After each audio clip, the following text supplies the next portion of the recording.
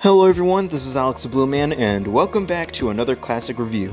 So with Spider-Man Far From Home out in theaters right now, I'm going to take this time and talk about the 2002 adaptation, that is, simply Spider-Man. Believe it or not, I was 3 to 4 years of age when this movie was first released, and I still remember the time I went to see this, well, twice. This movie is what got me into the superhero genre, along with Superman and Batman.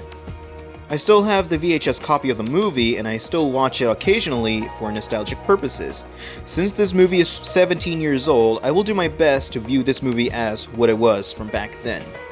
With that said, did this movie swing high, or does a great movie come greater responsibility? Let's figure it out.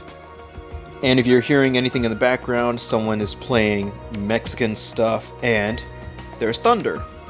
And as with the previous videos, this one will contain some spoilers, so don't watch this if you haven't seen the movie yet. So with this being an origin movie, it's basic. Peter Parker goes on a class trip to a science lab, gets bit by a spider, and later fights one of his best villains, which is Green Goblin.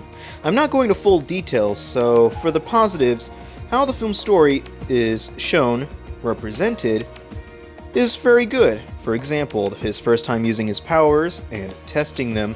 Though cheesy as of right now, it was great for what it was from back then. That sad moment with his dying Uncle Ben, still saddening for me to this day, but it makes me think the different emotions I have for this movie, which is still kind of holding up, from the saddening moments to some intensity. Those are still there for me and are part of what made this movie memorable. For my most favorite moments, and I can name a few, are Peter's fight with Flash Thompson. It's a good excuse for him to start using his powers. It worked for me because it's one of the key moments of his superhero path, along with the great power speech from Ben. It's pretty much iconic at this point. Finally, the climactic fight between Peter and Goblin. He's bloodied and beaten, but family and friends, or in this case, Mary Jane Watson, is what gives him strength. That is what I thought of that when he releases all his might to defeat the Goblin. That was a satisfying fight. One last thing to say, which is the music. It's also memorable, especially with the opening sequence. It's still stuck in my head, so that's how I love the music. For the negatives, there aren't too much that I can find, but there are a couple of frightening moments with Goblin, like him scaring Peter's Aunt May, and the one moment after that scene with Norman and Harry in the later part of the film. They're reminiscent to Scarecrow from the Arkham games, even though they come years after this. It's like Goblin is the first live-action Scarecrow before the actual live-action Scarecrow in the Dark Knight trilogy. The tone and atmosphere can be quite cheesy, but that's mainly at the beginning, for me at least. Finally, that upside-down kiss moment. To be honest, if it lasted for 2 to 5 seconds, it would have been sweet. But for how long it is shown in the film, it made me a bit uncomfortable. For the characters themselves, let's take a look at Peter Parker, or Spider-Man. Since this movie is about him learning his powers and morals to go with them, I think this movie captured it perfectly. Not only that, but also honor, as a hero should learn.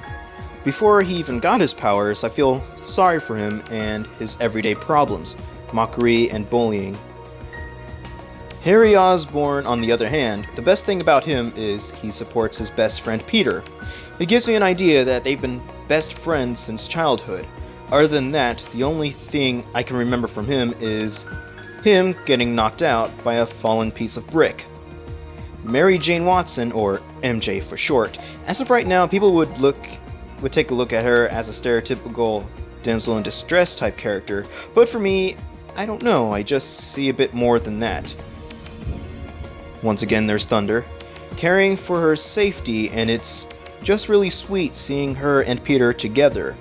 It reminds me of Sora and Kairi from Kingdom Hearts, mainly because both MJ and Kairi are redheads.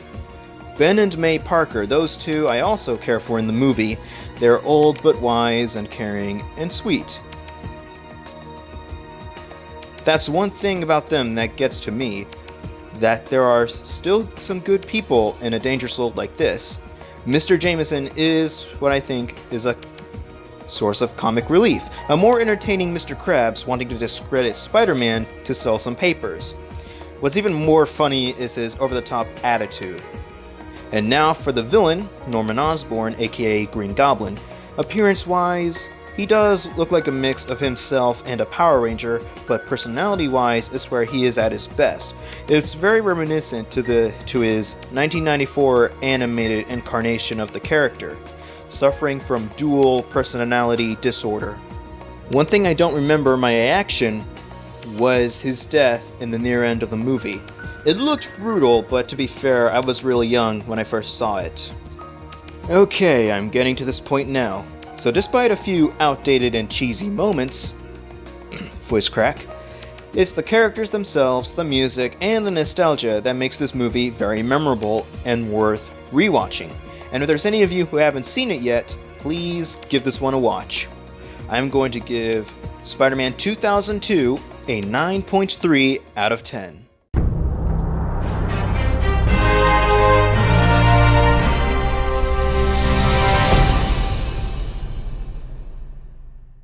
Join me next time as I go through the next film on my list, its first sequel, Spider-Man 2.